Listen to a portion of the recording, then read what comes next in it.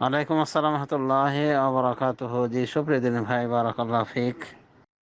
আপনি জানতে চেয়েছেন এশার পরে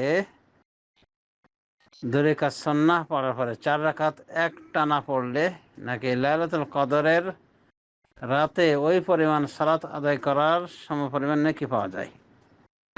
এক কথা, লাইলাতুল কদরের 4 রাকাত সালাতে নেকি পাওয়া যায়।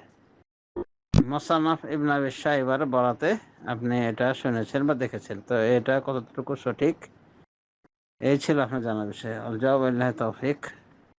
হ্যাঁ, যে বিষয়টি আপনি বলেছেন এরকম হাদিস রয়েছে, তবে সরাসরি রাসূলুল্লাহ সাল্লাল্লাহু আলাইহি ওয়াসাল্লাম থেকে যে সমস্ত হাদিস রয়েছে এই মর্মে সবগুলি জয়ীফ অথবা জাল। তার মানে মুখস্থ করে নেবেন এই কথাটা যে 4 রাকাত এশার পরে একটানা, মানে এক সালামে পড়লে লাইলাতুল কদরের মতো নেকি পাওয়া যায়, লাইলাতুল কদরের রাতে এরকম কিয়াম করার নেকি পাওয়া যায়। এই মর্মে রাসূলুল্লাহ সাল্লাল্লাহু আলাইহি ওয়াসাল্লাম থেকে কোনো সহিহ হাদিস বর্ণিত হয়নি, যা এসেছে জয়ীফ অথবা জাল। বাকি থাকলে সাহাবীদের আসার। তো সাহাবায়ে কেরামের বেশ কিছু আসার রয়েছে যার মাধ্যমে বোঝা যায় যে এই জিনিসটার আসল রয়েছে। সুতরাং যদি কেউ পড়তে চায় পড়বে,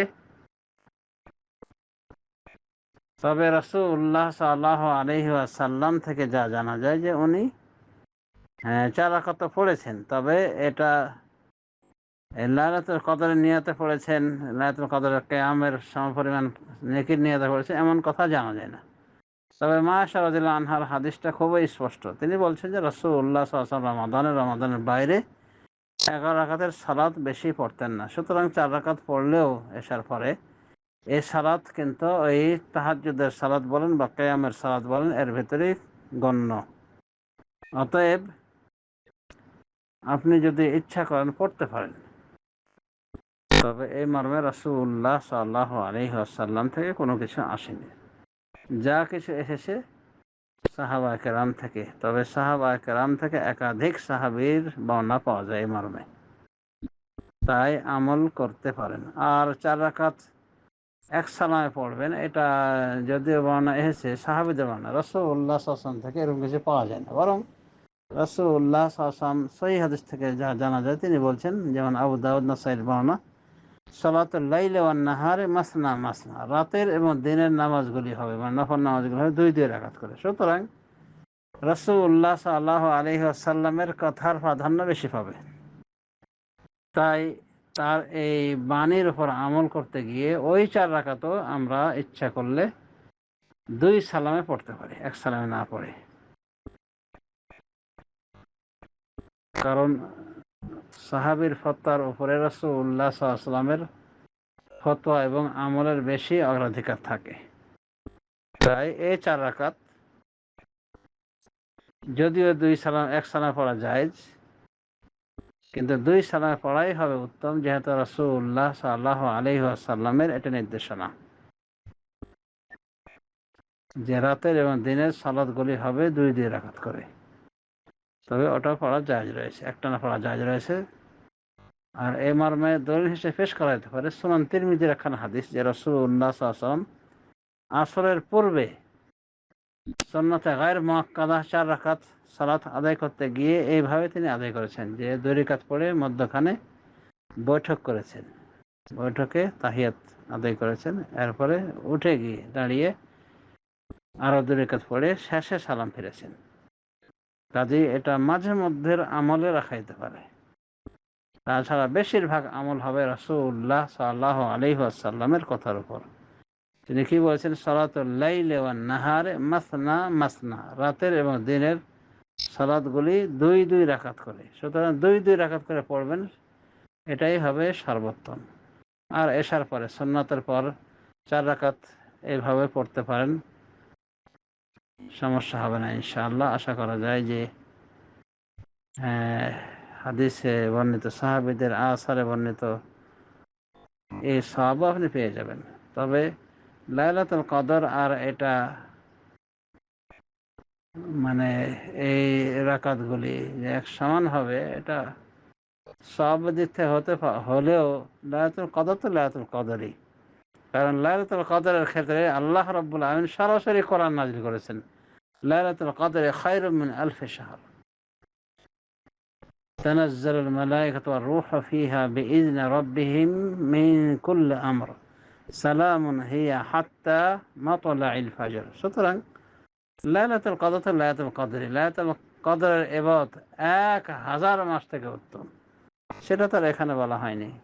বরং লাইলাতুল কদরের যে নামাজ পড়া হয় ওই পরিমাণ লাইলাতুল কদরের কিয়ামের পরিমাণ সওয়াব দেওয়া হবে। মানে লাইলাতুল কদরে এত রাকাত পড়ার পরিমাণ সওয়াব দেওয়া হবে। তো লাইলাতুল কদরের কিয়াম তো শুধু ওই রাকাতের ভিতরে সীমাবদ্ধ নয়। তারপরে কথা হলো ফিস সাওয়াব ওয়া ফিল ইজজা। একটা হলো সওয়াবের ক্ষেত্রে সমান, আর একটা হলো যথেষ্ট হওয়ার ক্ষেত্রে সমান। যেমন সকালবেলা যদি কেউ নামাজ পড়ে, এই ফজরের সালাত আদায় করে, এরপরে মুসল্লায় বসে থাকে, জিকির আজকার করতে করতে বেলাটা যখন ভালোভাবে উঠে যায়, এরপরে যে 2 রাকাত সালাত আদায় করে, তাহলে তিরমিজি হাদিসে বলা হয়েছে তাকে পূর্ণাঙ্গ হজ উমরা সওয়াব দেওয়া হবে। তো এটা সওয়াবের ক্ষেত্রে। সুতরাং কেউ যদি মনে করে যে আমি তো এইভাবে হজ করেই ফেলেছি, কাজে আমার ওপর আর হজ ফরজ নাই, না, হজ ফরজ হলে তাকে হজ্জের মাঠে গিয়েই হজ করতে হবে, বাইতুল্লাহ গিয়ে তাকে হজ করতে হবে, মক্কায় গিয়ে তাকে হজ করতে হবে। তো এরকমই এই সূরা ইখলাসকে সুলুসুল কোরআন বলা হয়েছে। তাআদিলু সুলুসাল কোরআন। সূরা ইখলাস কোরআনের 1/3 সমপরিমাণ। তো এটা সওয়াবের ক্ষেত্রে। সুতরাং যদি কেউ মান্যত করে থাকে যে আমি এক কোরআন খতম দেব, তো সে মান্যত কিন্তু এভাবে আদায় হবে না যে সূরা ইখলাস 3 বার পড়ে নেবে, বলবে আমি কোরআন খতম দিয়ে ফেলেছি, এটা হবে না। তো এটা হলো সওয়াবের ক্ষেত্রে। তো সওয়াবের ক্ষেত্রে তো এমন অনেক কিছু আমরা পাই, কাজে আশ্চর্য হওয়ার কি। আল্লাহর নিকটে তার রহমতের কোনো কমতি নেই, বারাকার কোনো কমতি নেই।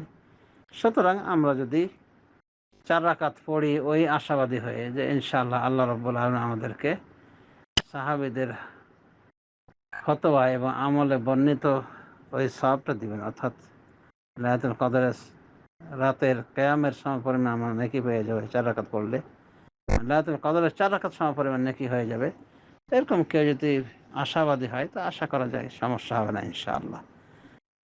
তবে আবারও বলছি, রাসূলুল্লাহ সাল্লাল্লাহু আলাইহি ওয়াসাল্লাম থেকে এই মর্মে কোনো কিছুই প্রমাণিত হয়নি, সাব্যস্ত হয়নি, মানে বিশুদ্ধ সনদে আসেনি। আল্লাহু আলাম। ওয়া সাল্লাল্লাহু আলা নবিয়িনা মুহাম্মদ ওয়া আলা আলিহি ওয়া সাহবিহি আজমাইন। এই প্রশ্নের উত্তর কোথাও যেন দিয়েছি, কিন্তু মনে হয় না। আর যেহেতু জানতে চেয়েছেন, তাই এখানেও কিছু বলার চেষ্টা করলাম বিস্তৃতভাবে। আল্লাহু আলাম। ওয়া সাল্লাল্লাহু আলা নবিয়িনা মুহাম্মদ ওয়া আলা আলিহি ওয়া সাহবিহি আজমাইন।